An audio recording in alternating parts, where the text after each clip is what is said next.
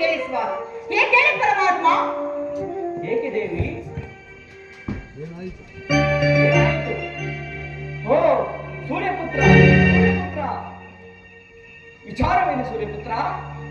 ಶ್ರೀಹರಿ, ನಾನು ನಿನ್ನ ಆಜ್ಞೆ ಪಾಲಕನಾದರೂ ನಿನ್ನಲ್ಲಿ ನನ್ನದೊಂದು ಭಿನ್ನಹ. ಈ ಜಗತ್ತಿನಲ್ಲಿ ಅಹಂಕಾರವು ಹಾರ್ಪಡಿಸಿದೆ. ಅದನ್ನು ಮಟ್ಟ ಹಾಕಲು ಮಾತೆಗೆ ಎಷ್ಟೇ ವಿಧವಾಗಿ ಹೇಳಿದರೂ ಮಾತೆಯು ನನಗೆ ಸವಾಲಾಗಿ ನಿಂತಿರುವುದು.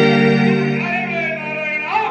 ಆಹಾ ದೇವಿ, ನಿನಗೆ ತಿಳಿಯುತ್ತೇನಿದೆ? ಶನಿದೇವನಲ್ಲಿ ಅವನಿಗರಿವಾದಂತೆ ಅಪಾರವಾದ ಶಕ್ತಿಗಳೇ ಅಡಕವಾಗಿದೆ.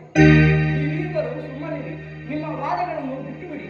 ಇದು ವಾದವಲ್ಲ ಸ್ವಾಮಿ, ಪೂರ ದೃಷ್ಟಿ ಕೊಡುವ ಈ ಶನಿ ಹೆಚ್ಚು ಇಲ್ಲವ ಅದೃಷ್ಟ ದೇವತೆ ಆಗಿರುವ ಈ ನೀವೇ ತೀರ್ಮಾನವನ್ನು ಹೇಳಿ. ಶನಿದೇವ, ದೇವಿ, ನಿಮ್ಮಿರುವರಲ್ಲಿ ಯಾರು ದೊಡ್ಡವರು ಯಾರು ಚಿಕ್ಕವರೆಂದು ವಿಂಗಡಿಸಲಾಗದು.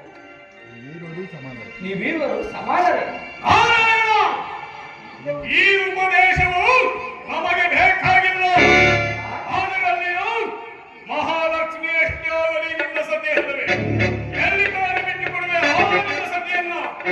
ನಿನ್ನಿಂದ ಸಾಧ್ಯವಾಗಿದ್ದರೆ ಹೇಳು, ನಾವು ಬ್ರಹ್ಮಲೋಕವಾಗುತ್ತೇವೆ. ಈಗಲೇ ಬ್ರಹ್ಮಲೋಕವೇನು ಇಡೀ ಬ್ರಹ್ಮಾಂಡಕ್ಕೆ ಹೋಗೋಣ.